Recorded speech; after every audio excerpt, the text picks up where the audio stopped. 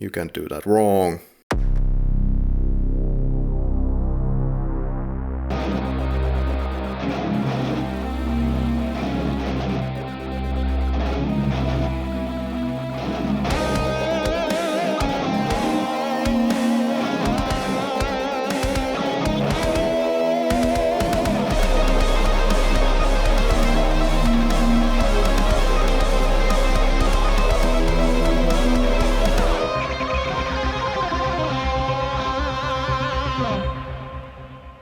Yeah, 42 was the only English word I knew. Have you ever seen these sketches from the Americas? No, I try my best to avoid them. Yeah. It was funny joke like the first 500 times. After that it just began repeating itself. I know, right? But I just had to get that out of my system. I can see that you are back covering Terminator films. Back with a vengeance, ladies and gentlemen. Welcome to the Flick Lab. I'm Karri, studied media. Here's Henrik, studies art and media.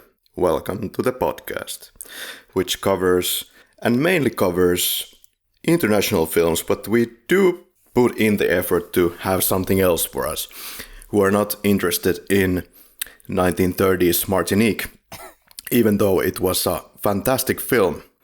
Yeah, because American Hollywood productions are not international cinema. No. I mean, no. the States have kind of lost the sense of international because, well, from their perspective, it's the US and then it's the international, the rest of the world. So yeah. In that sense. Well, that they have. And Hollywood has kind of lost the definition of cinema. Henrik, when have you first seen The Terminator? I saw this actually relatively late in my film buff career. It's I would have been something like, I can't even remember when I finally saw this. I've been as old as something like 16 or 15 when I finally first time got the original Terminator.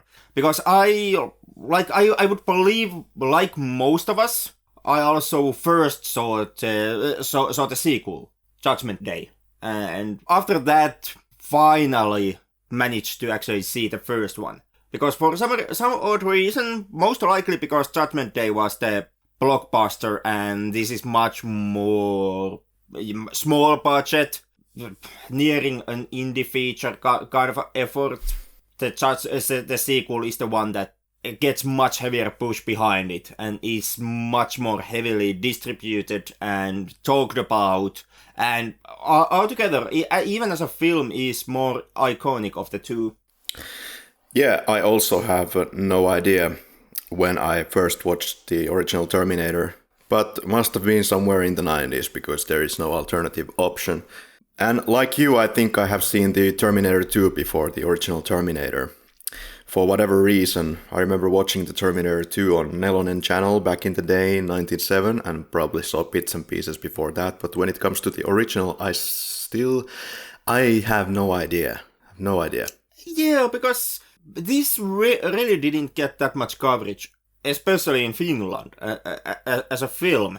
I'm not even sure it has the original ever even been broadcasted in Finnish TV network at all, because T2 gets rerun kind of constantly, but this is kind of the obscure film that everybody. This is the Mad Max scenario once again, where everybody knows the fucking sequel, Road Warrior, but only a handful of people has actually seen the first one. And when it comes to the releases, the sequel gets this multi-DVD disc, collector's edition, hyper version, and this gets a DVD and a Blu-ray release.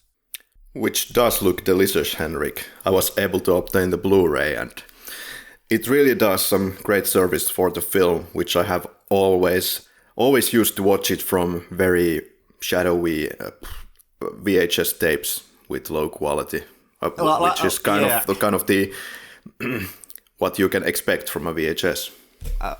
Well, speaking, since you mentioned VHS, it comes to, like it said in the professional circles when it comes to the Blu-ray release of Terminator, looks delicious, sounds like shit. Really? I didn't get that feeling at all. Actually, that is simply because you have never actually seen the VHS version. The film you are trying to reference here, in reality, it was just so that you took the Blu-ray disc and shoved it into the empty casing of a VHS, and then just played the Blu-ray.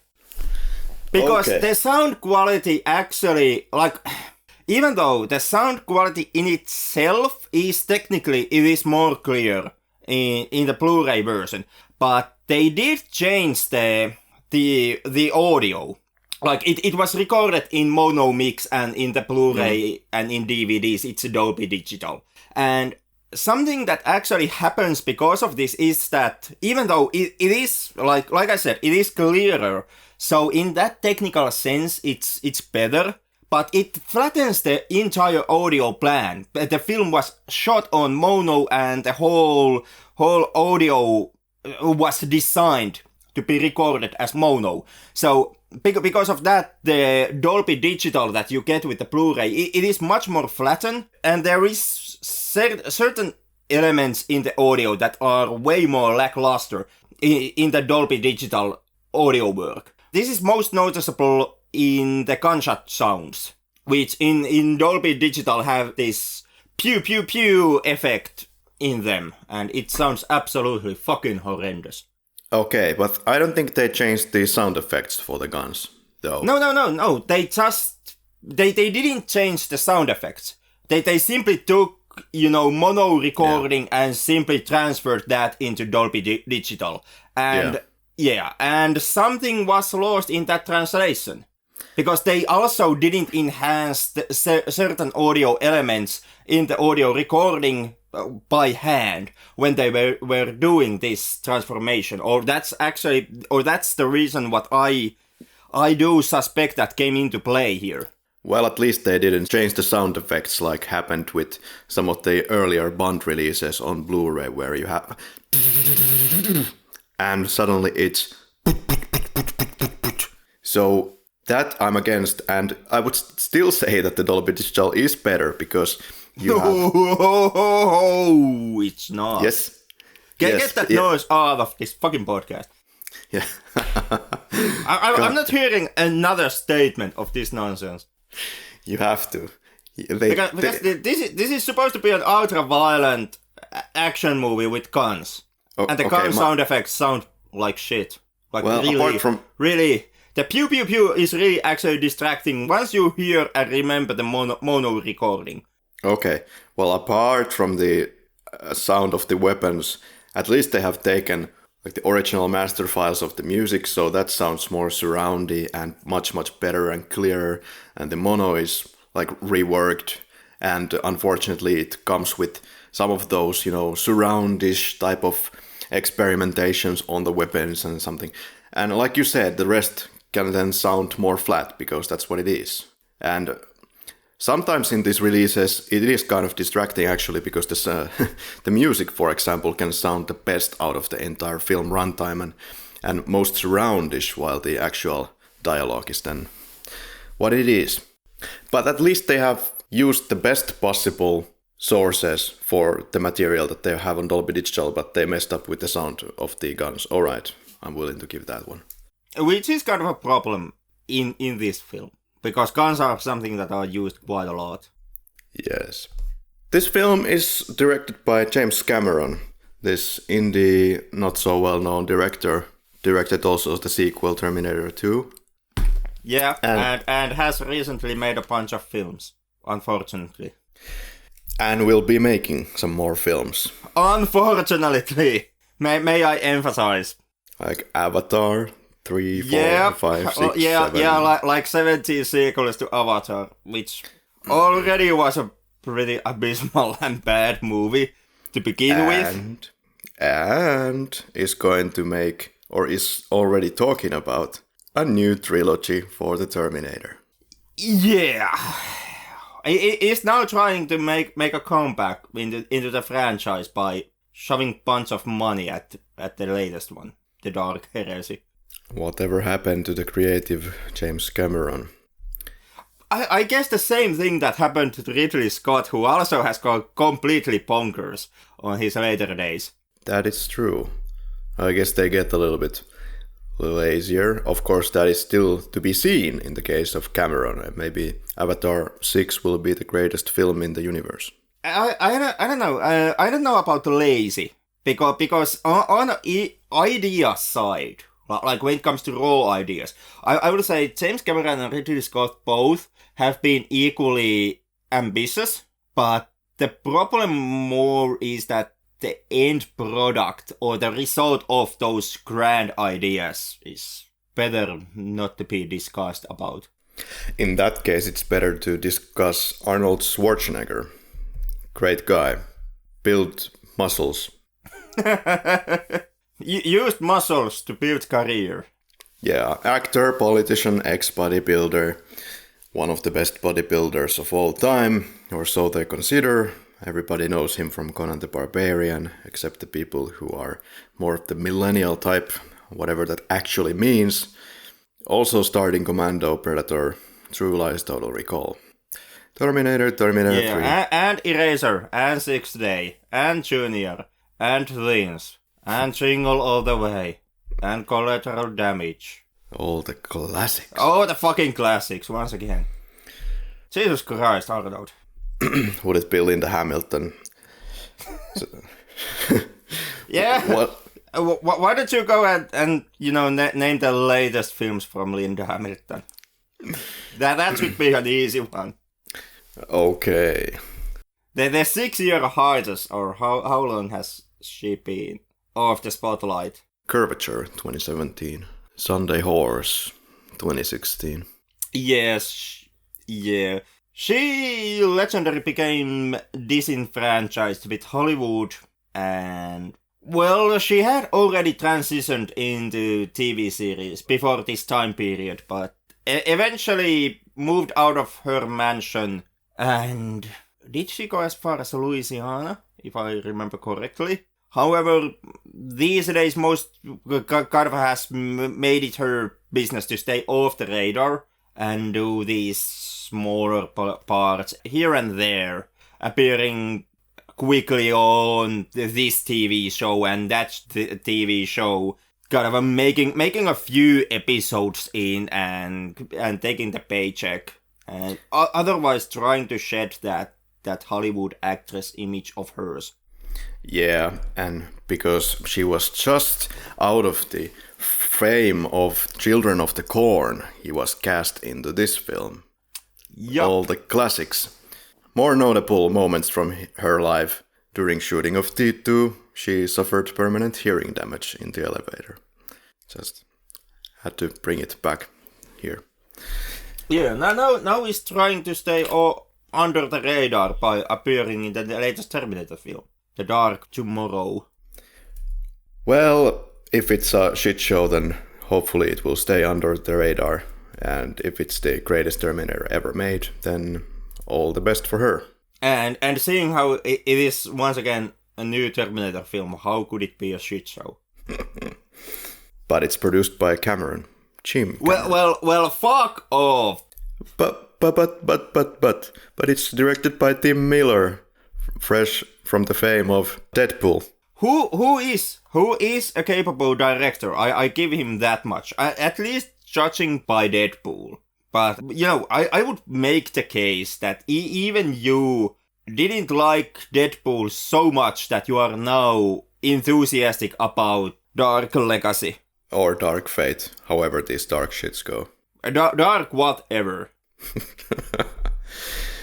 Even though I consider Deadpool one of the better superhero films of late, it didn't really make me think of Terminator automatically, but clearly the guy can, under the multi-billion-dollar machinery, do a film of that scale.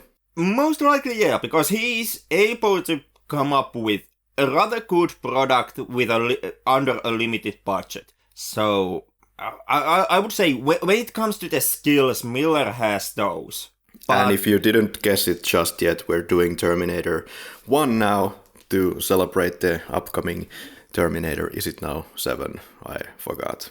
I don't know. I at this point I'm kind of hesitant if the film itself knows how, like, what entry it is in the franchise.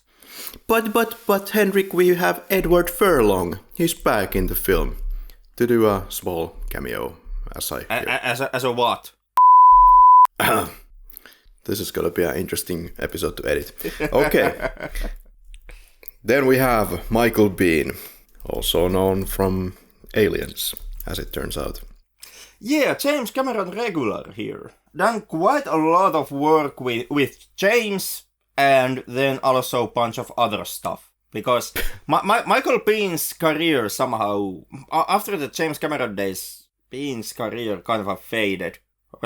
I'm actually somewhat surprised precisely how much of a non-existent he has become in his later days, even though now he is trying to do kind of a comeback, but I would say the Terminator days or the James Cameron days are kind of behind him for good.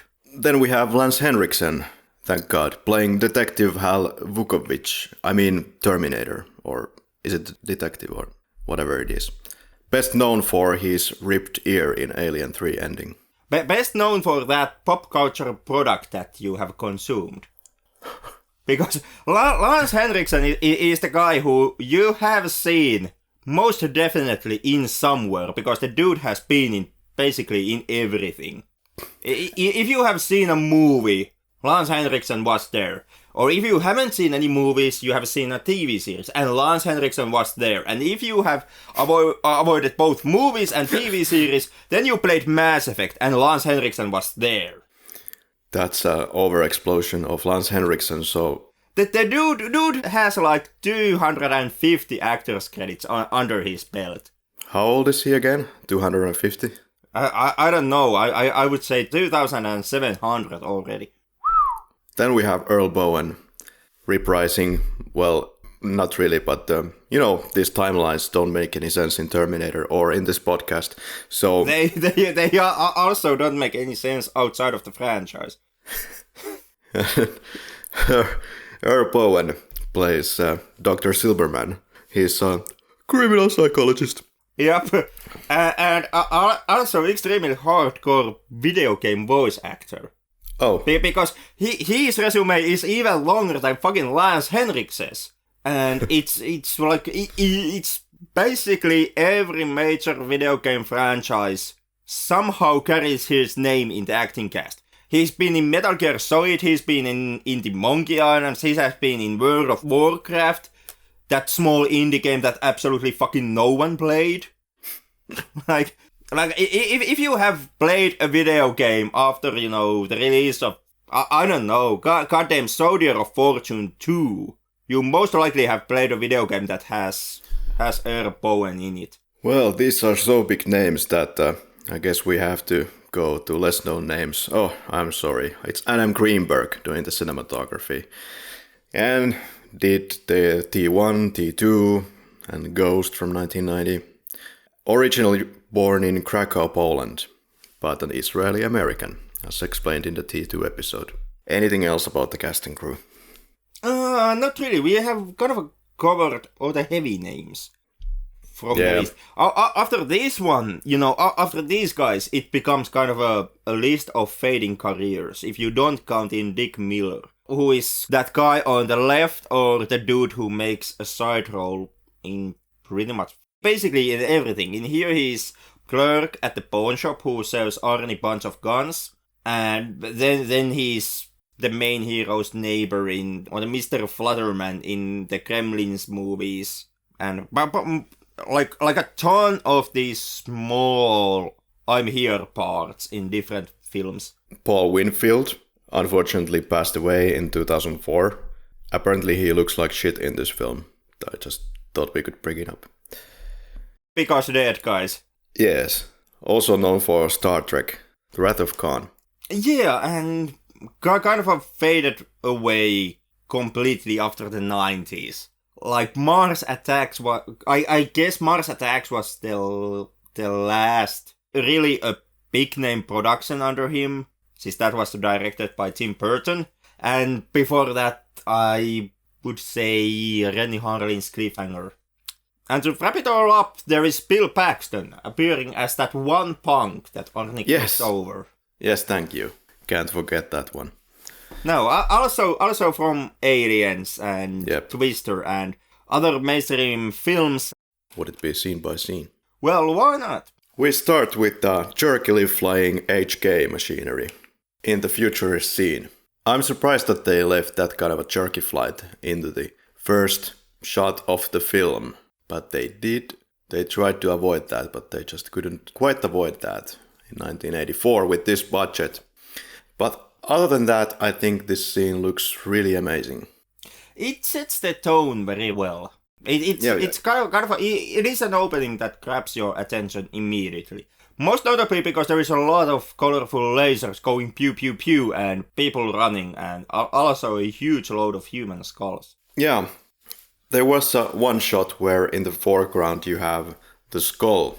That skull was full size, and the background skulls were miniature size.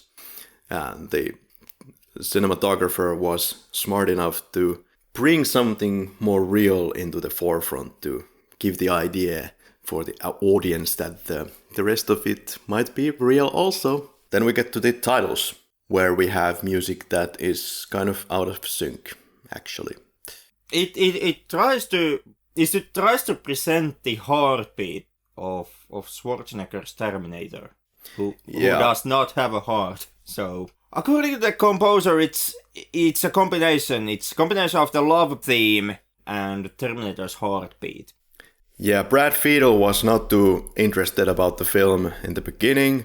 First of all, a small production, and probably he didn't get paid quite a lot for this one. But once he saw the film and understood what it's about, it's like this constant theme around the interviews of this film that after that one he was so on board, which could of course be just marketing nonsense. But I don't think that is quite the case in the case of this film. So... Not necessarily a case with him, but if you take the soundtrack on its own and listen through it, you kind of get this... Well, at times you get a bit repetitious tone from it. Yeah. And I would say that might be because of... Well, when it came to production altogether, it was very string on budget, meaning also that the composing of the soundtrack was done with the least money that you can do it, and also the time was an issue. He didn't have that many days to work on making the soundtrack.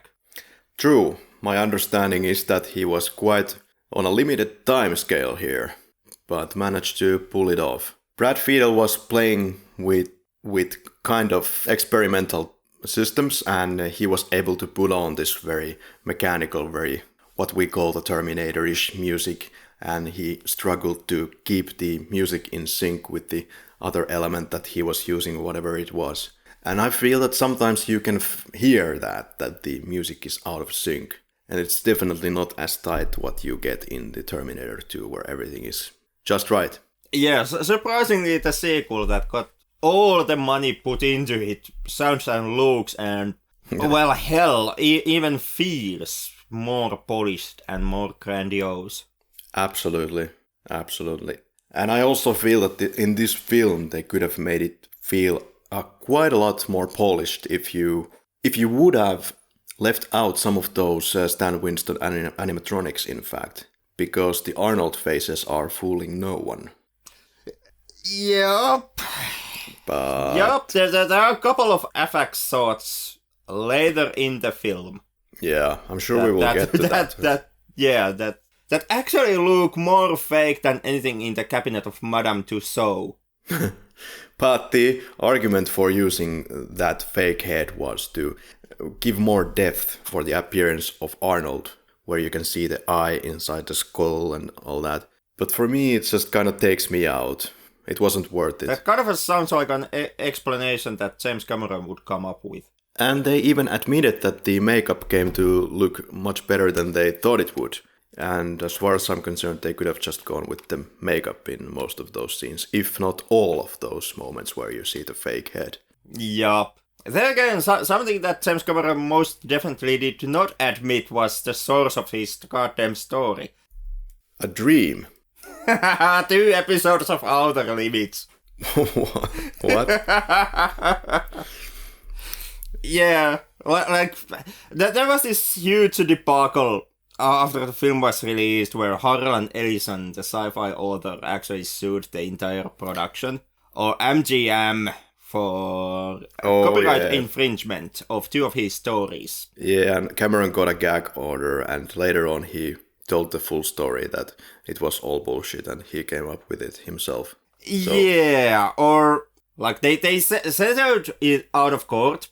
Was it something like 75,000 that the MGM eventually paid Ellison for to put the case back? But it wasn't a huge deal of money. But most notably, Ellison did get a credit in the film's opening credits.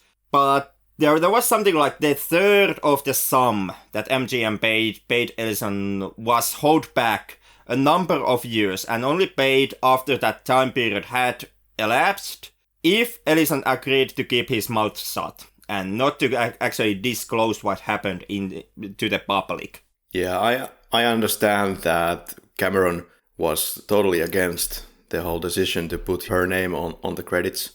Cameron was completely against this, yeah. And still, I guess, is pissed off that they settled it with Ellison. So that kind of tells me that this Ellison is just connecting some dots that are not there. And sure, there are so many stories that you can see some of your own work in something else as well. So well, I haven't seen her work, so I cannot comment further, of course. I actually did watch the 2 episodes, which are kind of the crux of the argument here. That would be the soldier and a demon with a glass hand. Yeah. And if the usual route is that you completely ignore the demon with a glass hand and simply look at the soldier and then make the argument that it's not really that obvious and not that affected, so it shouldn't be counted, and most likely the case is that they simply out of happenstance came up with the same type of an idea, Ellison and Cameron. But if you look both of the episodes, like like soldier and demon with a glass hand, I would say there is a surprisingly lot of similarities. Like if you tie the 2 Outer Limits episodes together and then compare that to Terminator, there is quite a lot of similarities. Okay, interesting. And when it comes to Cameron being pissed at MGM for settling with Ellison, it's kind of hilarious seeing how Cameron was the bastard who actually gave Ellison the smoking gun on this matter. Yeah? Yep, because, MGM has never actually given the official version. But how it has been reported going was that when the movie was coming out, Starlog magazine got an interview from Cameron, who during that interview quoted that he got the idea from a couple of Outer Limits segments. If I remember correctly, was the quote something like, once again, to try to remember what Cameron actually said word by word. When doing this on a free flow and not by a script, it's kind of difficult, but if I remember correctly, the exact quote was, I ripped off a couple of Harlan Ellison stories. Okay. And this was something that was said to Starlog. This was not, however, the actual interview that was published by Starlog, because MGM appeared and put a gag order on Starlog and demanded that they edit the interview before publishing it. But what MGM did not know was that Ellison also did some writing for Starlog, and he had friends and colleagues within the magazine, and one of his friends slipped out the unedited transcript of that interview, and that is what Ellison actually took to MGM and took to court. and showed that, well, here it is, coming from the director's mouth. And that is when MGM decided to settle with Edison. Oh no, well, busted, I guess. Well, yeah, like I said, never have been officially confirmed by MGM. But this is kind of the story that you come across in, for example, in James Cameron's biography, which was written by Mark Shapiro. All right, we are in the scene where Arnold arrives in the 1984 truck driver leaves. Bill Paxton gets kind of knifed, I believe, in this scene.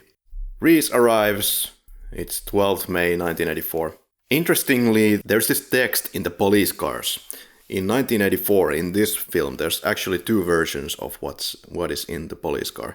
There's the text, to care and to protect. Later in the parking lot, you see, dedicated to serve. I guess it's on the other side of those cars. And in T2, it says, to protect and to serve.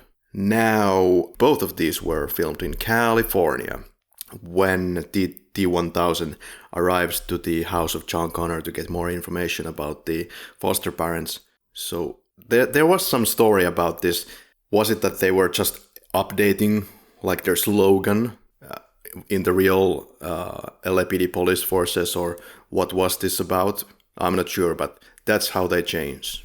Reese's game face is visible already in this introductory scene when he's running in the shopping mall.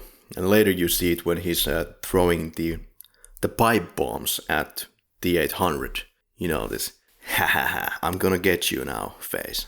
Sarah is introduced, weird happy drama music is played at this moment, like from a random TV series or something.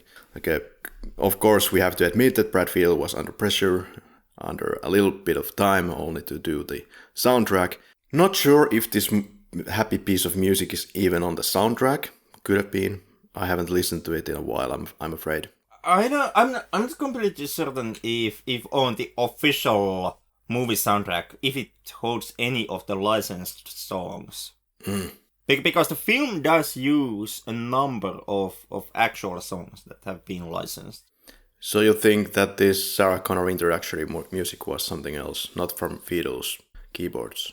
I would hesitate to guess that it is something else. Much like, for example, the nightclub song, and basically anything that Sarah's friend listens through her Walkman.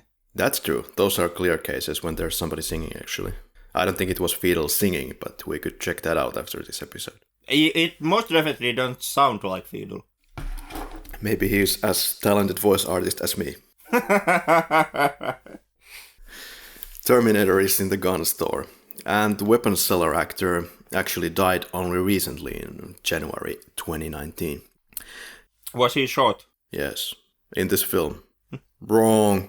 Yeah, I kind of like how in the film's universe, both characters, both Terminator and Reese, can just run around the streets, really badly hiding the massive arsenal of guns they are carrying, and nobody pays any notice.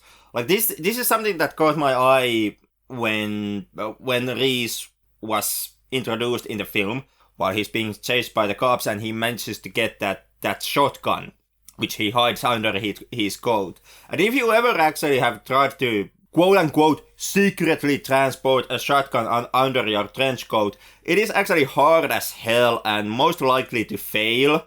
Haven't tried. Because it's extremely obvious to notice your shotgun barrel peeking underneath the coat, and yet Reese pulls it off completely. And later on in the film, Arnold walks around and travels around with half of Vietnam in his gun bag, and once again, fucking nobody pays any attention.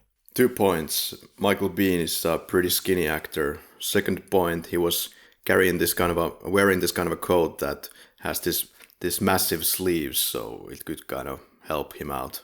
No, it wouldn't. It can help him out after he shows off the barrel or the stump of the gun, whichever it is that he actually shows off. But when he originally acquires the shotgun, like that is something that you simply can't hide underneath your coat. I don't want to know how you know this. You kind of have to know all this random stuff when you are co-host on a film podcast. Especially this one. Kills the first Sarah Connor now.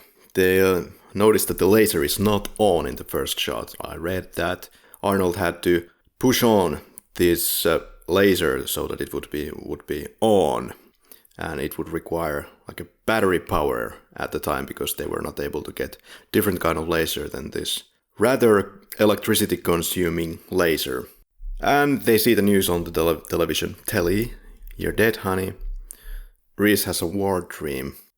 This is very, very... You can see that they made a lot of effort beforehand to put everything together. You have back projections, you have miniatures, you have a back projection of the miniatures where the actors are in real time running in front of it and stuff in front of them as well. It looks pretty great. It does. Stan Winston most definitely is a master of his craft. Yes. And coming from here, if I remember correctly, right off after making the effects on The Thing. Because originally the special effects guy that Cameron wanted was Dick Smith, who had made the effects on Milos Forman's film Amadeus. But Smith refused the gig, so they got Stan Winston, who on top of the models and the stop motion effects also actually did build physical copies of parts of the Terminator's body, like the upper half of the torso and the legs, so that you can get those clear shots of Terminator walking and those clear shots of his upper half turning. Mr. Smith was indeed approached for this film. He turned it down but said that he is not the right guy to do it. Stan Winston is. Stan Winston came into the project kind of high and proud. Alright, let's see what I can do for you kids, or that kind of a approach. But when he saw the endoskeleton painting of Jim Cameron, he was totally on board. Oh my god, I have to be in your low budget film. That's at least as per one of the documentaries. Always when watching these, have to always keep in mind though that these are also promotional pieces for the production house, for the film, for the director. So take of it what you will. There's a lot of sadness in this film, Henrik. I mean, it's said to be like a hopeful film in the end for the people who get it. Although there is a lot of sadness and it's a very dark film. This starts off already with the Sarah's date or Sarah's boyfriend, whatever it is, and tells over the recording that he has pulled off the date. And this just gets darker and darker, like her mother gets murdered, her friends get murdered, there's no one left by the end of the film really for her. Yeah, overall, like basically through every aspect of filmmaking, this is a hell of a lot darker than its sequel. Exactly. Yeah, this is more grounded. There is much more, for example, human collateral. Mm-hmm. The violence is constantly targeted against humans instead of another and kind of a non-living thing like another Terminator, like in the sequel, because the effects work simply weren't up to standard in '84 when this one was shot. So Cameron had to scrap the whole idea of two Terminators fighting. But overall, like, even if you watch this, look at the cinematography here on this film and compare that to T2. Ooh boy! It's much more darker. It's first of all, the coloring and the tones they are way more darker here. This takes more at place on nighttime and during office buildings and like police station and all other these cramped small office spaces and indoor spaces than the second one, which has more these outdoor scenes in it. And hell, you know, like as much as you later on you wanna laugh at Arnold's waxy fake face, even that is kind of a more horrible depiction of the Terminator, kind of taking those organic parts out of him and exposing the exoskeleton underneath the skin than the similar scene in T2. Like when the battle-bruised Arnold is shown here, it is at times it is downright like horror movie material. When you contrast that to how it's shown in Terminator, where you get like a scalp, a piece of scalp missing, and you get that chrome metal skull showing. And in T2, when Arnold has taken damage, he looks macho and he looks heroic. And in here, both Reese and the Terminator, they look downright creeps. And you get this disgusting kind of even kind of a sleazy vibe out of the two of them. Reese is a total creep. Like, the dude travels through time from his own time, 2029 or whatever, and to 1984 because he's romantically interested into the mother of the great military leader John Connor, who is his friend and also carries a picture of that great military leader's mother in his back pocket. Not only that, but goddamn, Reese's love towards Sarah has been artificially manufactured. It's really quick, yeah. And then to emphasize it in the end that they loved for a lifetime's worth. That's a bit too much. Way too much. Yeah, but, you know, when you look at the concept, like, Reese has never actually known Sarah Connor and never even properly meets her. But he is in love with her even before he gets sent back in time, because John Connor has shown him a picture of his mom and told him all these great aspects, how she's this great lady and his mom is something completely else. So that is kind of a goddamn. Like, Reese is in love with Sarah Connor because Sarah's son has told all these things to Reese about his mom. Yeah, and only thing he has is just this picture. Yeah. That he probably kind of, I don't know, if John Connor would be really willing to give that picture just like that to Reese. I would say that most likely he has been extremely willing, and I would easily believe that when John has given that picture to Reese, he has made a huge number how significant this picture is and how significant this moment of me giving you this picture is. Because, like, the way I see it is that John Connor kind of brainwashes Reese to be in love with his mom before he sends Reese back in time to boink his mom. This is getting really multi-layered now. Yeah, but there is still like this weird Christ-like element in Reese's relationship to Sarah Connor. Like, John Connor is kind of a Christ allegory throughout the first two Terminator films. And the groundwork for that kind of is laid already in the first one. Well, being semi-fresh from the Matrix, I can see that. Christ figures. Yeah, but it's like with Terminator, it's the same similar type of deal, like, for example, with RoboCop, which also has the Christ allegory running underneath it, and in both of these films, it is subtle enough. The chosen one. The chosen one, the fact that, well, like Jesus Christ, well, John Connor, they share the same initials, like JC. The fact that John Connor is the prophesied savior of human race, who even, goddamn, in the end, by going through physical and emotional turmoil in Terminator 2, kind of saves the human race by pushing the Tin Man into this huge ball of molten metal.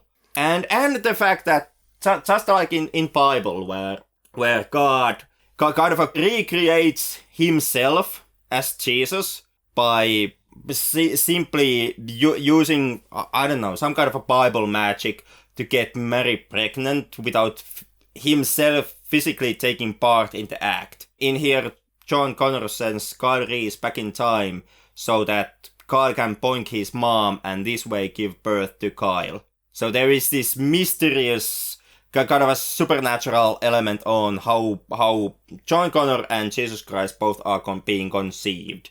Ginger has sex. They are starting to think at the police station that this guy is going to be named the phone book killer. Well, how do I look? Like shit, boss, yo mama. And we get to the second victim called Connor. Creepy guy in the background is checking out our Sarah Connor while she tries to take the call after getting the news that the second Sarah Connor has been taken out of the picture. Followed by Reese. Goes to the club Tech Noir. Legendary Tech Noir. Check out some legendary 80s hair and dance moves. Yeah. In between this, there's an iguana attack. An attack by the Terminator himself. Don't make me bust you up, man. And fight at the club ensues when Terminator comes in. Police is sent, but they are too slow. All of this, intricate process of traveling through time to 1984, this just got me thinking, wouldn't it have been easier to just travel back in time to like 1987 when John Connor was born? Although actually in Terminator 2 you can see that he was born in 1991 and the film would be based on 1997, which would make him like 6 years or 5 years old, but he is 13. So go figure this thing out. But if the Terminator would have just traveled to 1987 when he should have been born and then killed the defenseless little baby, John Connor, that could have been the sequel. They could have just done it in this first one. Easier target, than a mother. Yeah, well, unfortunately the time machine is unable to make the jump to 1985. Like, it physically can't do that, because it has read the script and knows that if Terminator would travel to 1985, there would no be franchise. Thank you for the clarification. Come with me if you want to live. Your line is used, of course repeated in T2 by Arnold himself. Car chase ensues. Sarah Connor has a weird reaction to the helping hand of Kyle, who actually said this, come with me if you want to live. And what does she do after that in the car? Please don't hurt me. Why would he hurt her? I mean, of course she's shocked and all, but that's a weird thought process. Yeah, well, why would she actually believe that Kyle wouldn't be some weirdo who is actually 5 seconds away of thinking about rape? Because look at the situation on her end. She has just heard that two Sarah Connors have been murdered by at this point yet, by an unknown assailant. And then he has seen this creepy dude following her throughout the city. And then all of a sudden there is a gunfight at the discotheque. And she almost buys it already. And then there is all that Arnold Schwarzenegger craziness going on during the chase. So I too wouldn't be too trusting of Kyle Reese yet at this point. Could be. Or if I were Sarah Connor, I would probably try to think it logically in this moment that maybe, or whatever is logical at this point. But think that Kyle Reese would actually be some kind of an undercover agent out there to help him. Because that's what he does. Yeah, who simply, in order to keep his cover, goes on completely crazy rants about, I'm the man from the future, and the future is shit, and the other guy is a robot, and nobody can die. Yeah, because that is the whole Kyle Reese sketch throughout the film. Yeah, that's Kyle Reese doing the exposition, man. And clearly he was in a hurry to do so, which I thought was always kind of hilarious. But it's great that they do it during the action so that it's not monotonous and boring, and, it's done it's expertly executed throughout the film, like the exposition at the police station where it's fitting when they're having the interview of Kyle Reese, so it makes complete sense. Yeah, the first one is a film that has like zero fat in it. Like every single scene that happens has a narrative purpose and is important, and they don't waste time in anything in this film. This, I feel, was definitely a passion project for James Cameron and for most of the crew. And adding to this fact, when Arnold was signed by Dino De Laurenti to do some further work for him for the next 8-10 months, then the team had to wait for Arnold because that's what they decided to do. Good for them. They had 8 to 10 additional months to tweak up everything to the finest detail, like the storyboard. And I think this has paid off. It has. Of course, like you mentioned earlier, it also does create the situation where, for example, Sarah Connor falling for Kyle Reese in course of the movie, it does come a bit out of the left field because they share 2 or 3 days together. This could be also due to the fact that the only demands that Orion Pictures was trying to put into the film, those were a canine Terminator for Kyle Reese that would travel back in time here. And the second wish was to make the love story stronger between the two.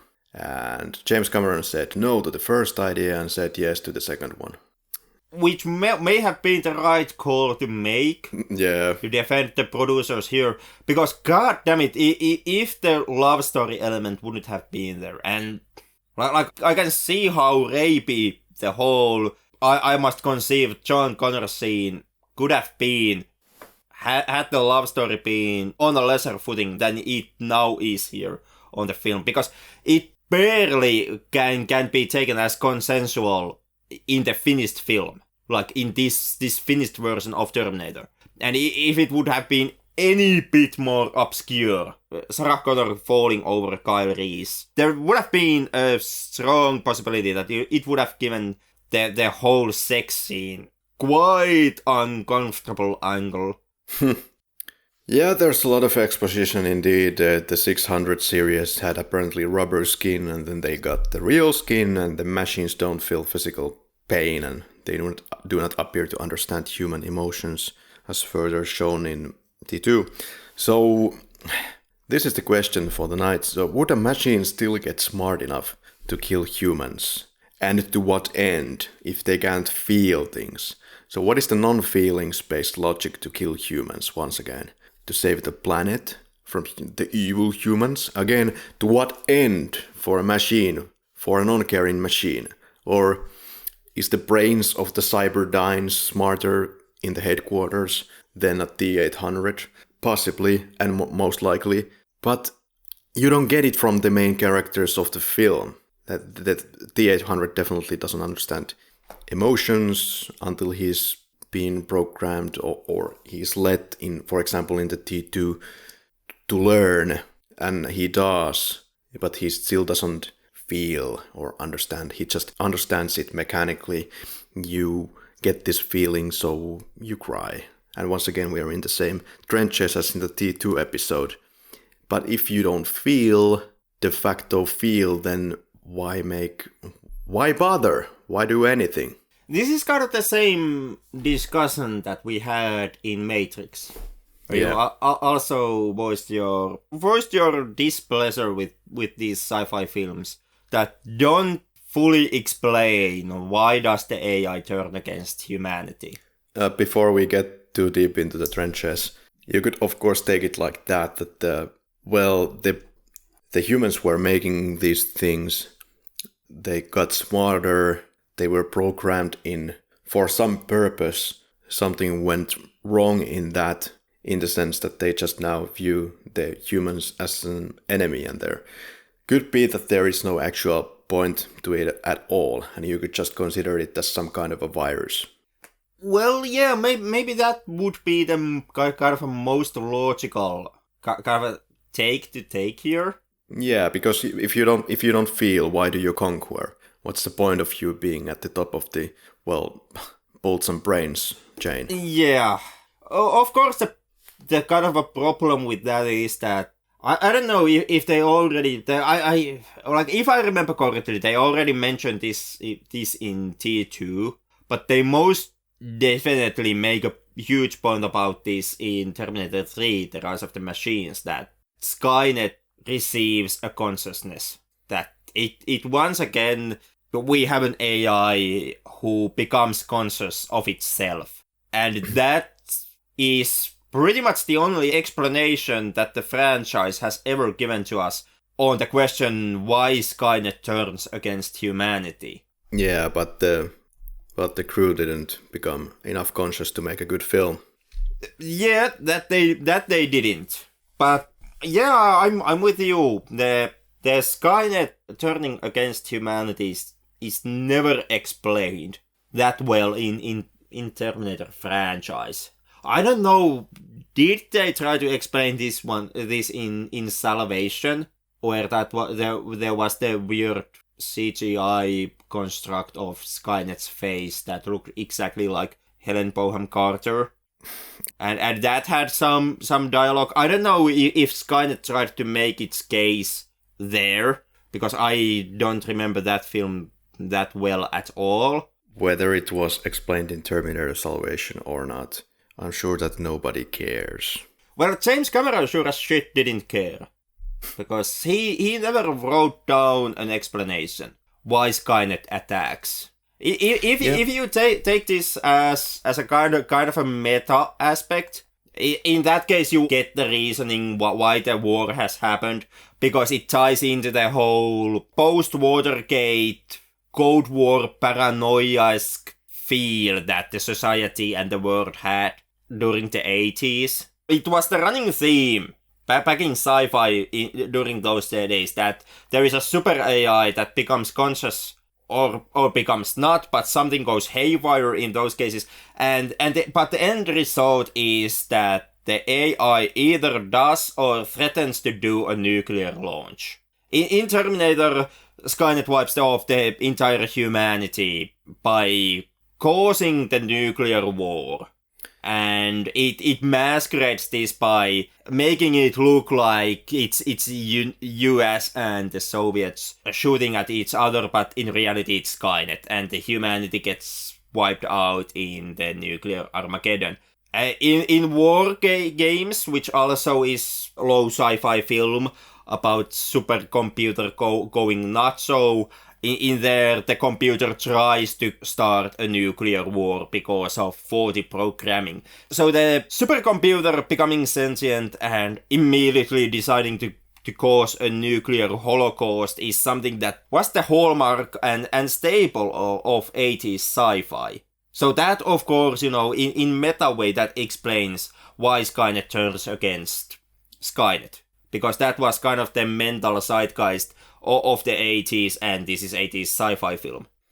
Would be nice to know what was actually the zeitgeist of the 1984 regarding like the end of the world scenarios depicted in the first Terminator, that the AI is this malevolent force that will take over and nuclear weapons and all that are in the equation. I guess this wasn't a prevalent theme back in those days, because that would explain the massive hype behind this film and why it was so successful.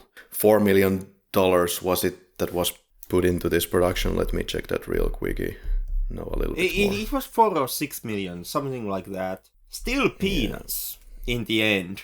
Yeah, 6,400,000 and worldwide gross 78.5 million. Anyway. Yeah. So, and taking into the consideration that whenever we are talking about malevolent AI or artificial intelligence or the AI coming self-aware, you check any kind of newspaper articles about that, and chances are that the picture that they go with for that article is the endoskeleton from the Terminator. Most likely. Because everybody connects it with that. Yeah, the Terminator endoskeleton is kind of the most iconic and easiest to use a visual image of a malevolent AI. Yeah. We get to the cop station and there's the interview or interrogation of Kyle Reese. I think the film crew, mainly I think James Cameron, does something really smart here. So he makes the criminal psychologist to crack jokes with Lance Henriksen at this situation about the story that he is telling. So it's giving kind of this layer for the audience that even the regular people here don't believe his story. Like, of course they don't. But, adding humor like this retroactive abortion stuff, kind of, what's the word?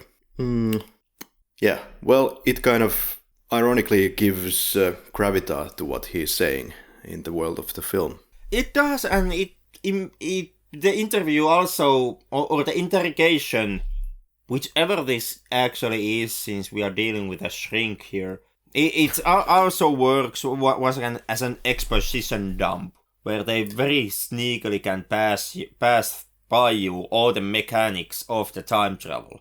Like the fact that you have to travel alone naked, and nothing dead can come through the time portal or the time machine. Yeah, this is a really, I think, throughout the film is very smart filmmaking. This is how you do exposition. You make the dialogue interesting, worth your while. You choose the appropriate setting for it so that it's not just thrown out there lazily because just you have to. Yeah, a lesser filmmaker would have had this exact same scene or this exact same exposition dumped on the audiences by simply having Kyle Reese and Sarah Connor in some room, and Sarah just asks from Kyle, like, how does time travel work? And then Kyle would explain it. That would have been what I would say a typical Hollywood hack director would have done in this situation. There is more of this background story. Terminator knew only the city where Sarah Connor lives, so that's actually a good piece of information because, well, you would think that the Terminator would know absolutely everything about the past, but somehow not. Yeah, Skynet giving Terminator the full dossier on relating to his mission would have kind of been the smart thing to do from Skynet's end. That's right. So this explains why in the beginning of the film Terminator had to see the trouble of killing the Sarah Connors in order. Yeah. Well, fight at the cop station. Reese comes to get Sarah from the room. It seems like Sarah hesitates for a second before decides to call for Reese and join him. She wasn't certain whether she would join him or not. Then they go under the bridge or sewer or whatever it is. And Kyle starts talking about the future, what it's all about. This sequence from the future, how did you take it? Did you take it that it was the dream of Sarah Connor, or was it actually something that happened? Or kind of both? I'm taking it that it is something that happened to Kyle. Yeah. But the film tries to picture it out like as a dream sequence. Sarah Connor makes the dialogue notion that she just had a dream, and that ties the dream into the sequence of events that we have seen playing out. Sarah Connor wakes up and makes the notion of the dogs.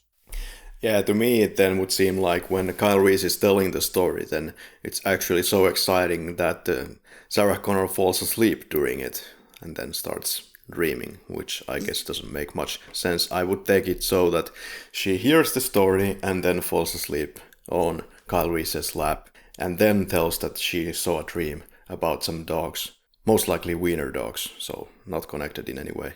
Yeah, but even if you would take it that Kyle Reese has told Sarah in vivid detail about the future and what their lives in the future are like, I still think that Sarah Connor being able to dream how the dogs actually operate in the future, like the element how they sniff you out, are you a human or a Terminator, that is so fine-tuned detail in her dream that I'm actually going bullshit. Like I think that Sarah Connor's dream sequence here, it is one of the few moments where the film fumbles a bit. I always knew that you're the Terminator.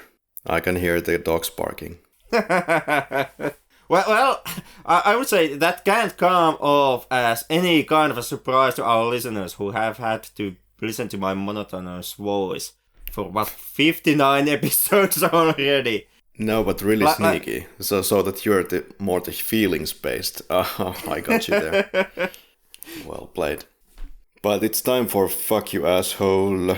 Gotta wonder, was it really necessary to use the Winston prop here once again? So it's obviously not Arnold. And there's the cleaner guy who knocks on the door. And did you notice in what rhythm he's knocking the door? Actually, I didn't.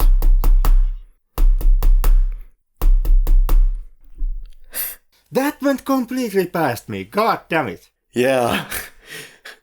What only was missing here was syncing this knocking with fiddles music. Yeah. Okay, pipe bomb is being manufactured in this home laboratory. I was kind of surprised that Adam Greenberg is doing the cinematography for this one as well, because in Terminator 2 it's iconic, it's very wide and it's beautiful and very like up to the fine details, great. Here, well, it's dark and most of the shooting is done at night, so that makes sense in that sense. But the cinematography is not anything crazy here. Not anything crazy. You think that you'd go first for the cinematography and productions designer and see how they would play together nicely, because that's something that you definitely need for a low production film to make it everlasting. But yes, money was tight, so, and you also need decent actors, so who knows what was the deal. I feel that Greenberg is still kind of in his early days here. Maybe, yeah, I can give you that much.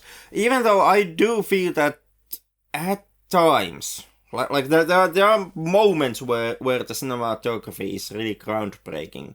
Yeah, well, actually, the guy has worked since the 60s, so he should be quite established in his trade by the Terminator. But could also, of course, have to do with that this was made in 1.85 aspect ratio, whereas Terminator 2 went full wacko. I think it's 2.40, so it's very wide, gives you different possibilities. Yeah, and I can understand that not every shot in a film can be a masterpiece. Yeah. Like you are going to have those run-of-the-mill shots in your film, no matter what you try to do. Well, this is... There are legit moments that I absolutely love in this film. Mostly they are, well, either they are from the action scenes, like for example the police station shootout, or then they are those close-ups on Arnold's face. Like when he's driving a car and the camera is extremely close to Arnold as he's looking around him. And there is this almost a fisheye lens effect a bit in the edges of the image. And that looks once again, almost like a fucking horror film. Like there is that feverish element that there is a certain type of mania going on in those shots. Or for example, the moment a couple of scenes ago, back in the hotel room, when Arnold had taken his eye out and he's scanning through the Sarah Connor's notebook or the ledger to find the mom's phone number. Mm. And there is that close-up on Arnold's face. It's still, yeah, the wax face looks fake as hell, but there is that moment when the flies are gathering around Arnold's missing eye. He's looking at the ledger with an empty stare, and his mouth is just a little bit open. And that is also like something like straight out of a horror film. Yeah. And by God, I do love those moments in this film. Well, we have talked about Lance Henriksen, and he was the first one that was considered for the role of Terminator. And the idea was behind that they would just use some guy who looks kind of more like an average, ordinary day guy. And yeah, when I started to picture this in my head, it kind of makes me feel that with Lance Henriksen, this could have been even way creepier film. It would have. And it's like James Cameron actually said that the whole production the whole image of the film changed the day that they casted Arnold Schwarzenegger, because it wasn't so much of a horror, or he didn't use those words, but well, Schwarzenegger is the guy that stands out from the crowd. So there is not that kind of a surprise element in a way. Yeah, that is something that Cameron himself also admitted. That the film states that Terminator is supposed to be an infiltration unit. Right. And goddammit, Arnold Schwarzenegger, with those muscles that he had back in the day, he couldn't infiltrate anything except maybe a goddamn car lot and a store selling used washing machines. Because the dude is huge. And yeah. Just look at the guy in the noir club and... infiltration going on. Totally. Yep. And with Lance Henriksen, I'm fully with you on the notion that Lance Henriksen most likely would have given even more creepier performance here, because Lance Henriksen is a goddamn class act when you have to pull off this subtle, he is normally functioning human being, but there is just something off on him.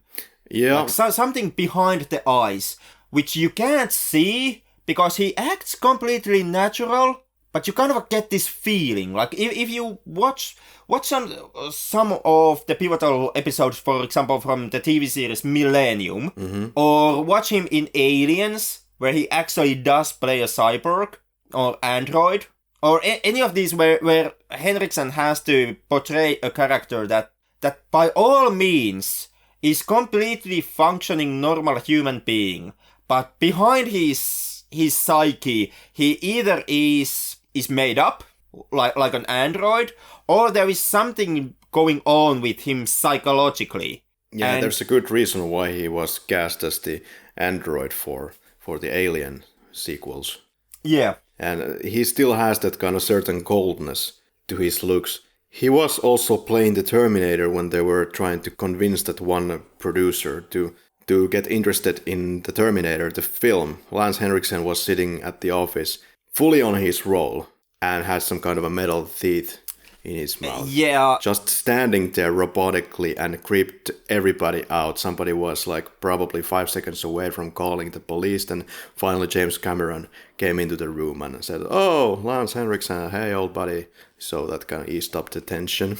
Yeah, well when they switched Lance to Schwarzenegger, they still kept Lance in the film. Now they simply cast him to play one of the detectives trying to piece together the Terminator's murders. But I guess, I'm fairly positive that one of the reasons why Cameron at no point actually let Henriksen go off the production was because even already at this point in 84, Lance Henriksen was somewhat of a name. So getting Henriksen tied to your production kind of made certain that you would get the budget, or you would get enough money to make some kind of a film simply by having Lance Henriksen in your production. And I'm willing to believe that this was one of the motives why, even when it became clear to Cameron that Henriksen would not be playing the Terminator, he still kept Henriksen in the production. Yup. It seemed like Schwarzenegger wasn't really into the production in the beginning. He was doing an interview for Conan the Barbarian, and he was wearing, shoes that were belonging to the next production that he was involved in, which was the Terminator. And then the interviewer asked him about this, and Arnold just kind of brushed it off with, "Oh, I'm doing some shit movie next. Shouldn't take more than a couple of weeks," or whatever it was. So something like that. And I guess that Arnold was kind of he originally appeared into the production to get the paycheck, to get the next film done, and he was counting on that since this is a smaller production, even if this one fails, it still doesn't cause a dent to his career and ruin his resume, because this is going to be something that flies off under the radar.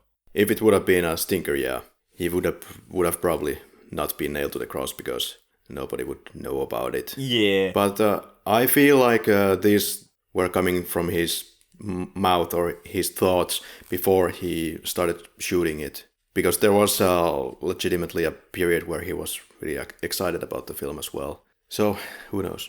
Yeah.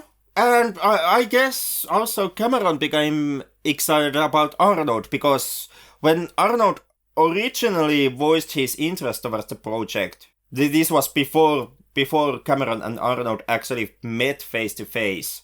But before that moment, Cameron actually was extremely hesitant to even meet with Arnold and to consider Arnold appearing in his movie.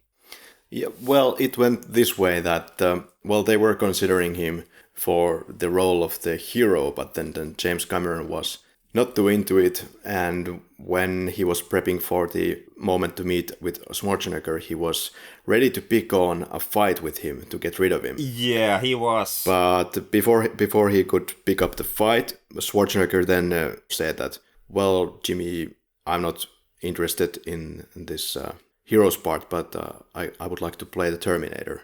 And then James Cameron kind of processed that and then thought it was a great idea.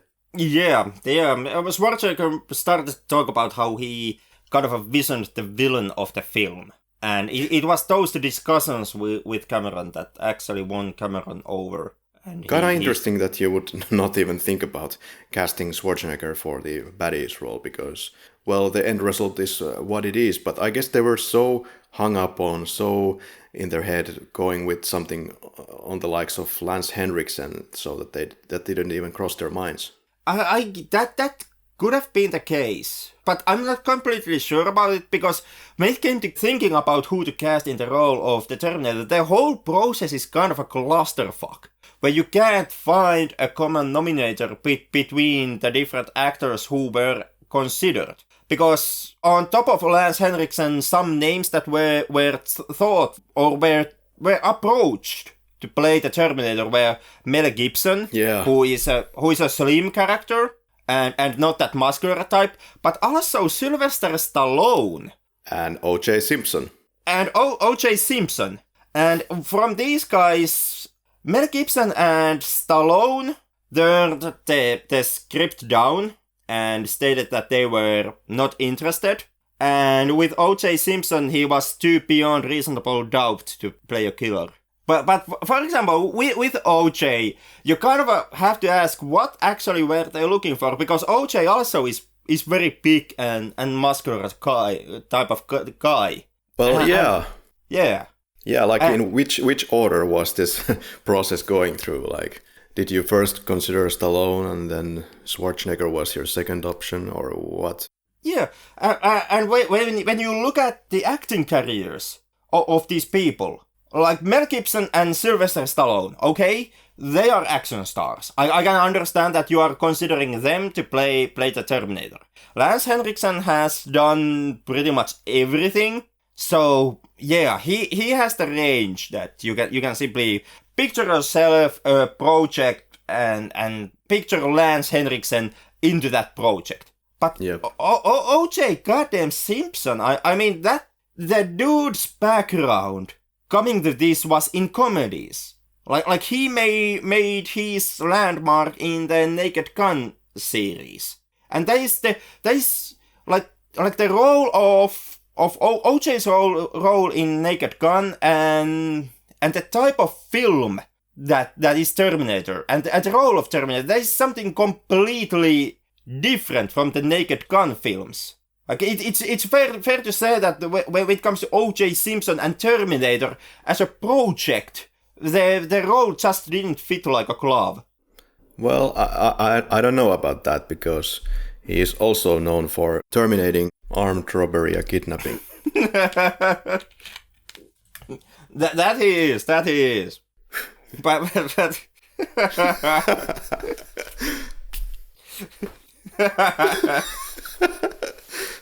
I wonder if that was something that O.J. But yeah, it's safe to say that at the end the production ended up running from O.J. Like O.J. ran from the cops. Okay, we get to the pipe bombs. Pipe bomb, which is an improvised explosive device which uses a pipe. There's a pipe and it's blocked from both ends by two caps sealed with explosive material, and between one of those caps you have a lead which goes to the part where you ignite it. Well, how do you explain that correctly? The lead comes from between the cap and then you light up the lead, obviously. Like in desperation to get more listeners, are you really becoming so edgy that you are starting to spread bomb making tips in the podcast? Mm-hmm. Yeah. It's just open source bomb. Everybody can do it. Just as a response to our number one fan, not FBI. Definitely not the cops. Definitely not the cops. I'm completely unaware of any of this. I have never visited any websites. And Karri is holding me as a hostage here to make me actually finish the recording of this episode. What? I just made it up here. I don't know what a pipe bomb is. Yeah, neither do I. Good. And most definitely haven't ever made one myself. Most definitely not in my backyard. Most definitely, yep. But it's completely logical from pipe bombs to jump into a love scene. Yeah, it's kind of creepy. He travels through time. War hero friend's mother is now having it here, and we covered that pretty extensively. But at least the love between Chris and Sarah is a tale as old as time. Yeah. Yeah. Now the dog starts barking once again, and Terminator is approaching the hotel, and the funniest music in this film starts. Followed by the chase. Followed by the chase, where you actually see exactly how useless the pipe bombs are.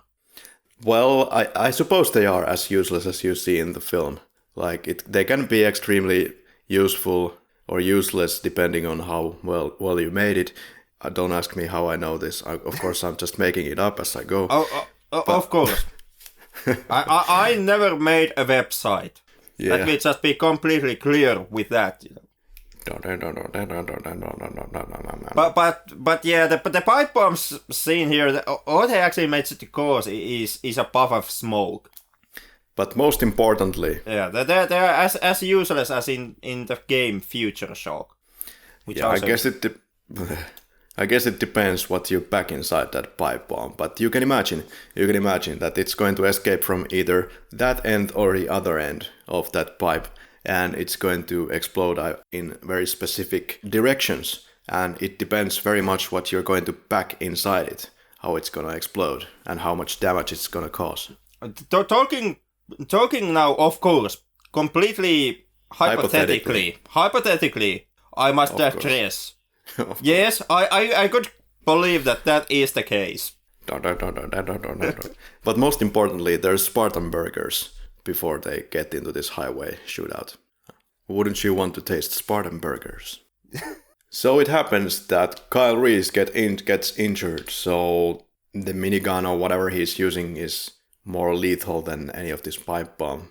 Thing is, Kyle Reese is pulled back into the car after the injury, and heroically Sarah Connor now uses her brain, and I'm sorry, it's not that she hasn't used it before, but she indeed uses it and crushes the Terminator in between the road, but loses control of the car and it's flyby time. After this, Terminator gets once again crushed by a little bigger object, gets crushed by the truck. This and the follow-up T2 definitely have something for trucks. There's plenty of trucks in these films.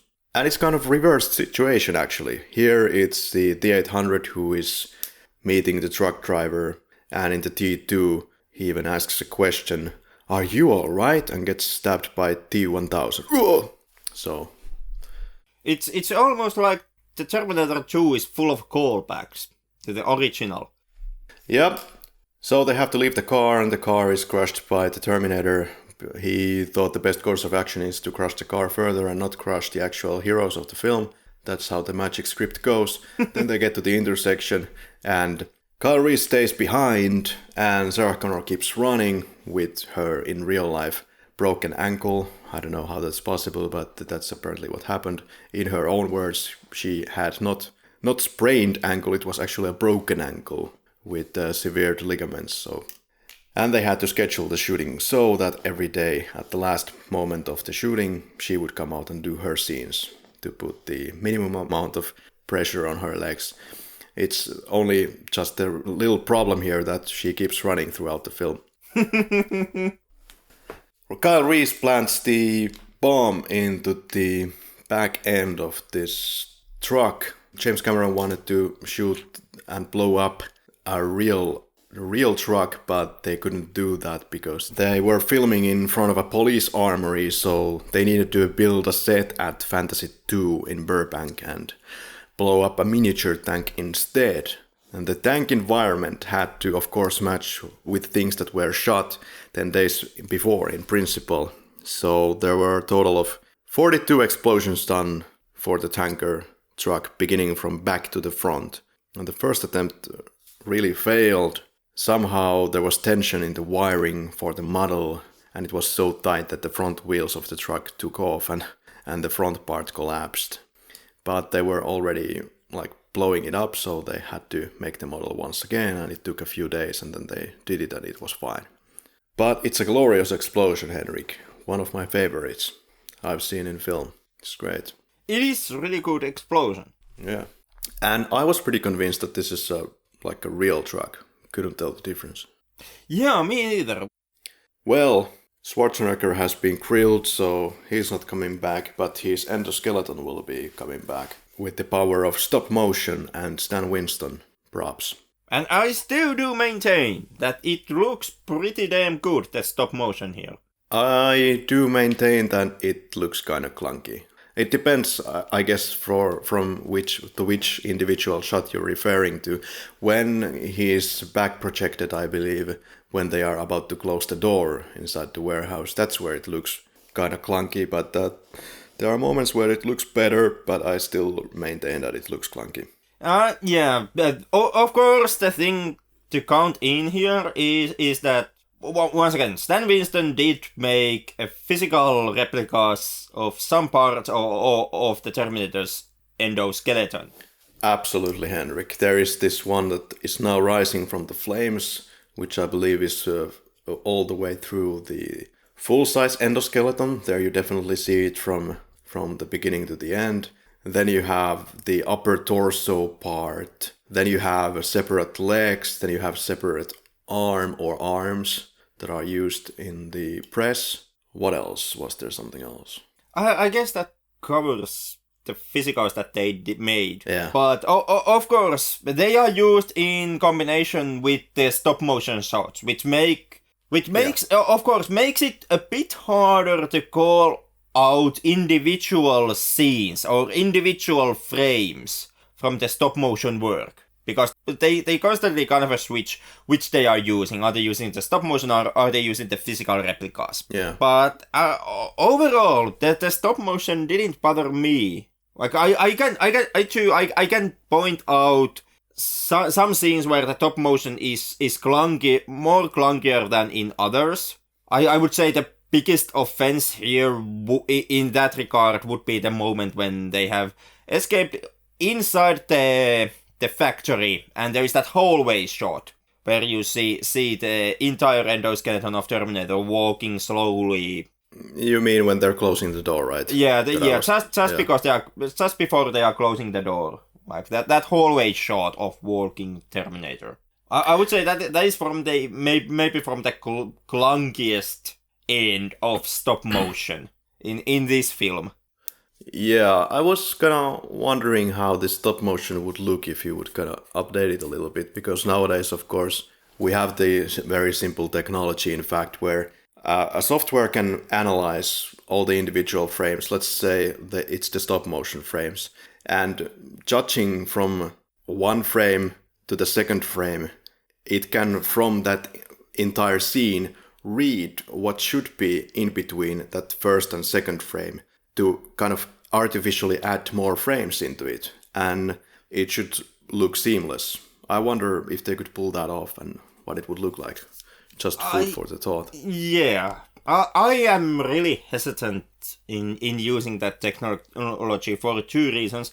The first one is that I actually do love stop motion quite a lot. Even though at times it is clunky and it is quite obvious, but I do love stop motion. I love the physical element of it and the realness that still exists in stop motion.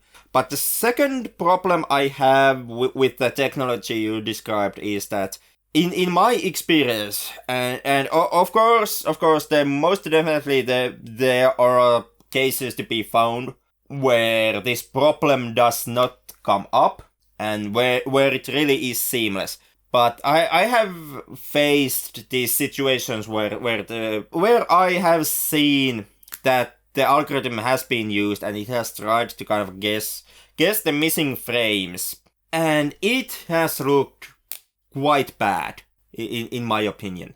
Could be. I have added individual frames when my VHS collection was restored, and there were some images, some frames that were so full of dust or scratches or noise that then we would take image from 3 different VHS tapes where we would have the same material and then combine those 2, and the computer would calculate like the average best image out of all of those 3 and then give the output. So in that sense, it was artificially creating frames there based on the information that it was fed.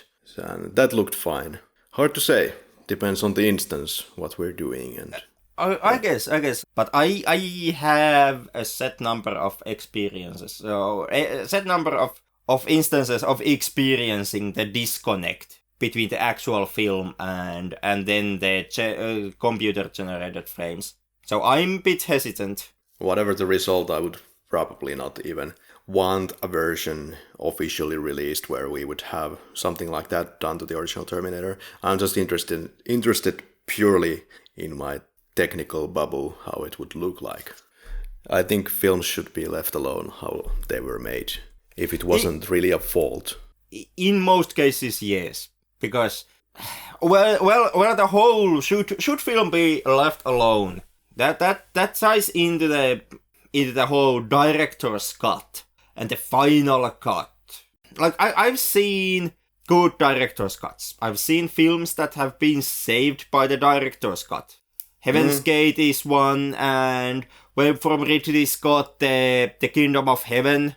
The studio, the theatrical version was a complete bastardization, and the film was saved by the director's cut. So I guess Blade Runner, one of those later versions, was it not the director's cut, but whatever the fucking cut it was. There was so many. Yeah. But once again, some kind of final cut. Yeah. So there are instances where it has worked and done marvels. In the meanwhile, while we have been talking, my Terminator has stopped rolling on the screen already. So, but the story is that Stan Winston basically kills Kyle Reese, and then who tries to hit a metal Terminator with a steel pipe. Yeah, Christ. Last ditch effort, and Sarah Connor terminates the fucker with the hydraulic press, as we famously know. Then we get to the desert. And what did he just say? He says that he wants to sell you your picture that you didn't ask for. Okay, here's $5. And then what did he just say? There's a storm coming. I know.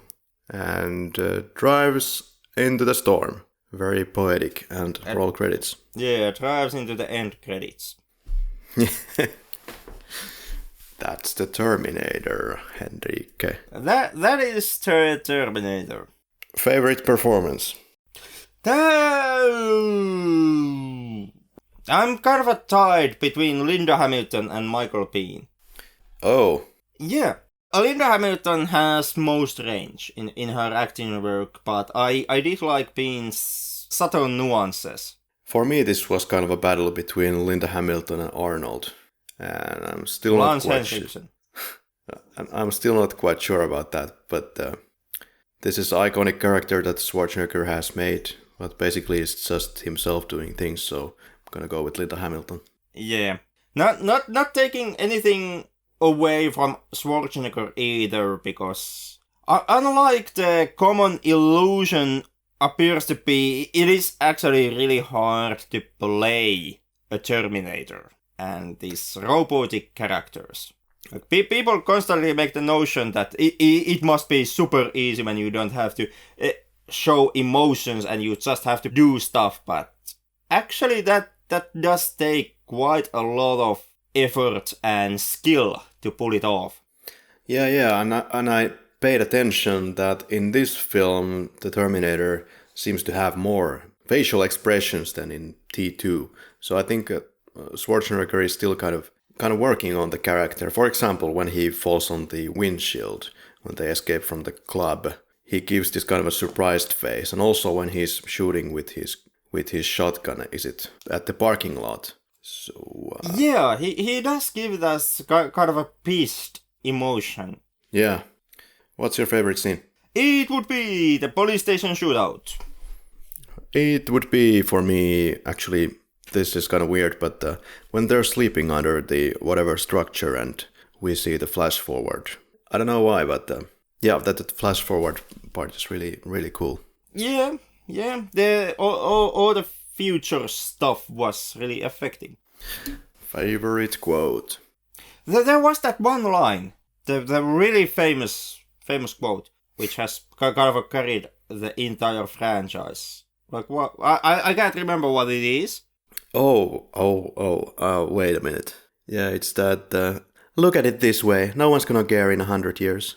Yeah, it was that. I'm not gonna pick it because it's too obvious. So instead, I'm going with Silverman at the police station. This is great stuff. I could make a career out of this guy when he's watching a really low-res videotape about some ramblings of a crazy person. Proving to everyone that Silverman is a film podcaster in his heart. Criminal psychologist. I picked this one. You're talking about things I haven't done yet in the past 10. It's driving me crazy. Because I'm not gonna pick those cliche ones because everybody knows them. Because everybody knows them. Yeah. Favorite kill? It would be the entire police station. And if I would be, forced to pick just one cop, it would be that hallway running cop that gets shot in the back by the Terminator. I think that was a hilarious moment. Or maybe I'm just having flashbacks of the T2 guy, the Pepsi guy who gets shot in the corridor. He's jumping in a humorous way. Boing, boing. So, favorite kill for me would be, I guess, the gun shop owner. You can't do that wrong. Dude got the chance to only give one wrong answer. Yeah. It was an immediate punishment.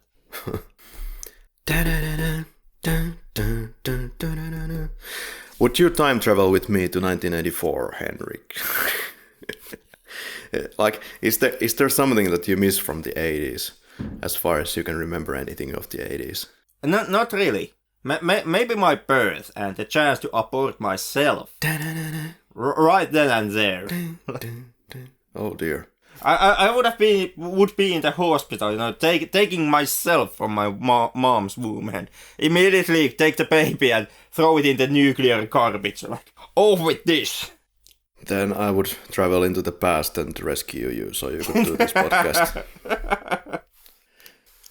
For me, I think I can only think that life was simpler.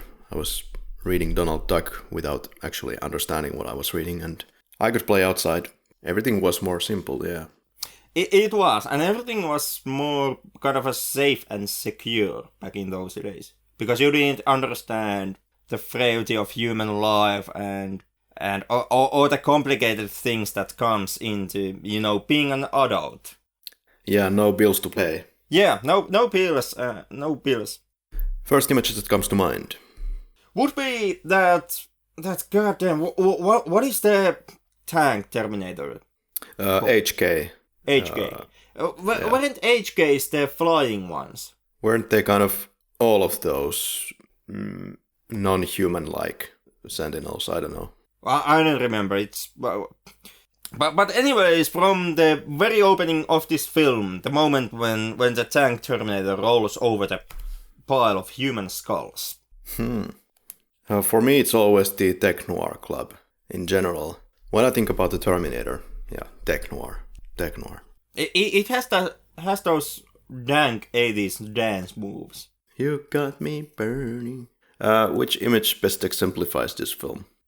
I think it's from the Sarah Connor's dream sequence when she has a dream of the hideout attack, and there is that one shot in that dark hallway when the Terminator is gunning down the humans, and you don't see anything except the flashes from his gun and those two red eyes staring directly at you. Good that you brought in the eyes here, because those eyes look like something that the guy is wearing, like some kind of a night vision goggles. Because they seem to be extruding out of his head. It's not like they are the eyes. Anyway. I don't know, it managed to sell me the illusion. Alright. For me, maybe it's kind of Arnold on the bike, perhaps. I kind of struggle to think of one, but you have your biking, of course, in T2 as well. What took you out? Nothing. I didn't have that moment that I fell out of the film.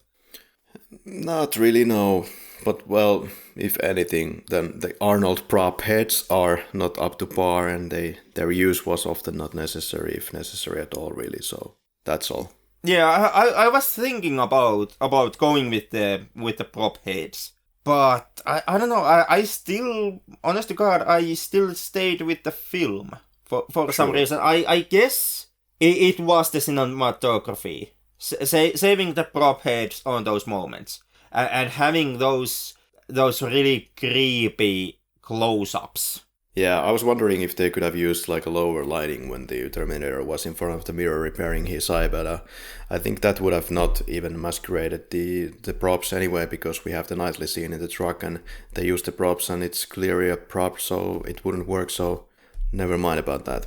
Yeah, I too would believe that nothing on God's green earth could save the prop heads. Yeah. What pulled you in?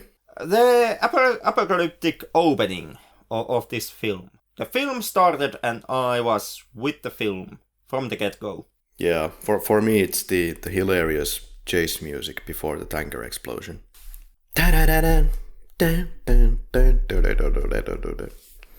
Okay. The most sacrilegious moment. Scissors of sacrilege. What would you change in the film? I'm kind of hesitant. I like the obvious answer for me would be the Reese-Connor relationship and add more material into that one. But at the same time, this is extremely skimmed film. No fat in this one. So I'm kind of afraid that would the relationship be built up more if that would kind of swollen the experience. Basically, basing on that, I would actually leave the scissors at home. I would try to play with the makeup once again and try to put the fake heads into a minimum usage. But other than that, like you said, a tight film, a lot of deleted scenes actually for this film, all of which were kind of stupid and better left to rot. And it's kind of a short film, 1 hour 47 minutes, so well done. I guess I could have tried to put some more emphasis on the love story than if you're going to drive it so aggressively that it was kind of the love for an entire lifetime in one day or 2 days. So explain that to me, please. Yeah, there is like the love story as it is. It does raise some questions on Reese's part, like is Reese's love towards Sarah, is it really real, or is it just something that John has put into Reese's head through the years and through giving Reese the picture and telling him things about his mom. Like that's something that I kind of saw at play when I looked at the relationship from Reese's end. And when it comes to Connor's side, I really don't get what the hell Connor is actually seeing Reese. Yeah, especially because we should still consider that basically Sarah Connor is asking from him, so you're really a virgin? Yeah, I am. Yeah, that moment. Yeah, I actually didn't notice that. Good call. You really know you're watching the Terminator when you get the shivers down your spine the next time you write hello world. Oof. You really know you're watching the Terminator when you know that you can do something extremely epic with a tight budget. Maybe at some point we should actually, for this question we should try to pick an actual moment from the film itself and not just be goofing around. Well, whatever. 3 adjectives to describe the Terminator. Mine are dark, violent, and groundbreaking, because this movie most definitely is. Definitely dark, iconic, and horror-esque. Did you look at your watch? No, not once. Same here. Well, I'm pestered by some nonsense messages by my phone lately, but other than that... It is becoming sentient. Better get rid of it. Oh yeah. You open your watch app and all the messages are from unknown number, and they are, hey Karri, have you ever thought about joining your cell phone with your computer and the internet connection? And have you ever thought about taking the SIM card and sticking it to your brain? Yeah. There's a John Carpenter TV movie from the 1978 called Someone's Watching Me. This kind of a film would never work nowadays because we have, internet, we have our fancy cell phones, so he could go like this. Bring, bring, I wanna see your titties. Who is this? I will come to your home right now. Okay, I have already tracked you down based on your GPS location, and the cops will be in your flat in 5 minutes. That would be kind of boring. Well, you can only know after you've tried. There's an idea for a horror comedy for somebody. There is an idea for the next weekend. In this podcast, which you can find... Okay. Henrik, would you recommend this film? I most definitely would. Even though that recommendation comes with a caveat. Because the odds are that simply everybody has seen Terminator 2, and the odds are there is still a chance that you haven't seen this one. And in case this is the case for you, you do well to actually remember that the first one and the Judgment Day, they are in every way two completely different movies. Because if you come to this one, if you come to the original Terminator, expecting to get something like or expecting to get more Judgment Day, oh boy, you are in for quite a rough ride. That's kind of what I like about these films, that each individual film is different from these two, but I'm not even commenting on the subsequent sequels. But I would say even the sequels are different from each other. Sometimes for better or for worst, and that them being different not automatically kind of justifying everything that happens in those films or even making them good movies. But I would say that in Terminator, every sequel manages somehow to be different from the previous ones. Yeah, I would recommend this film, and I suppose you too as well. Most definitely, yeah. But like you said, it's a different film. I feel this is coming as a surprise to absolutely no one, but I'm going to say that this is kind of rougher around the edges version of James Cameron's Terminator. Hell of a lot. This is darker, this is more violent. This is, even when it comes to subject matters and even the stuff you see in the sequel. Like for example, this against the authority mentality of the heroes, where the heroes in both films, the heroes have to kind of go around the system and even go against the system in order to save humanity. Even that aspect of the film is handled way differently in here when you compare it to T2. Yeah. In here, the cops are actually the good guys. They are not just an obstacle that the heroes have to get past. And the cops actually get murdered horribly in a shooting scene. It's not like in Judgment Day where Schwarzenegger just shoots at a bunch of cops and comments that nobody died. And like in every level, this is completely different film. Yeah, both are very interesting in their own ways. Like this kind of introduces you many of the concepts that you already know by Terminator 2, but somehow, like Terminator 2 manages to still bring enough new story elements that it manages to stand on its own and not become boring or repetition or whatever, like all of the rest of the sequels then are. Like Terminator 3 is basically just a repetition of Terminator 2. Just switch the baddie into a lady robot or lady cyborg, and there's not too much going there. Yeah, this is James Cameron on his A game. Like, if you've seen, for example, the shitfest that was Avatar, and you are wondering why on earth are people actually yapping about James Cameron, and why he's still being kept in such of a high regard, it is films like the Terminator and Judgment Day and Aliens and Abyss and True Lies that actually explain that to you. Yeah, I can only say that while this has been a really big film for me, like in teenage years and onwards, it's a Terminator 2 that made me like a Terminator fan. And it's those two, and like I've endlessly stated, and nothing more. But which one of these is actually your favorite? I'm probably not going to be surprised by the answer, but still. To me, it is Terminator 2. Like, if I would have to pick. Yeah. The two of them. Of course, something that factors in is that I did saw Terminator 2 first. The first time I saw this one, I was kind of baffled. Like, why is this nothing like Terminator 2? What is this film? What did I just saw?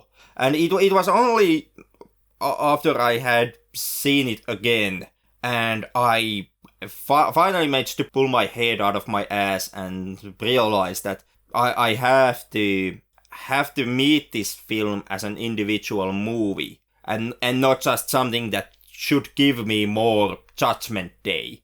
That I actually realized how good this film is and managed to like it. Yeah, that's one of the things that popped into my mind, that I thought that it was actually better than I remembered it to be. And I was kind of surprised how well everything goes together.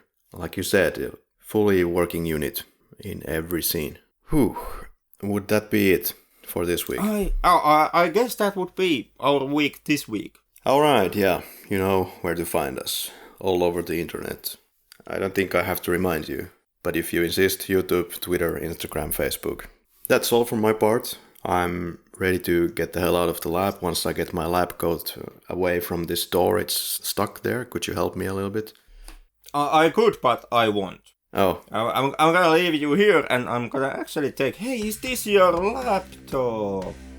And at this moment, I will send the laboratory test Terminator to get you. Would be handy to have one of those, Stan Winston endoskeletons in the lab, so we can experiment on it. Yeah, you wouldn't have to use your own hand next time you masturbate. But anyways, until next week. See ya. See ya.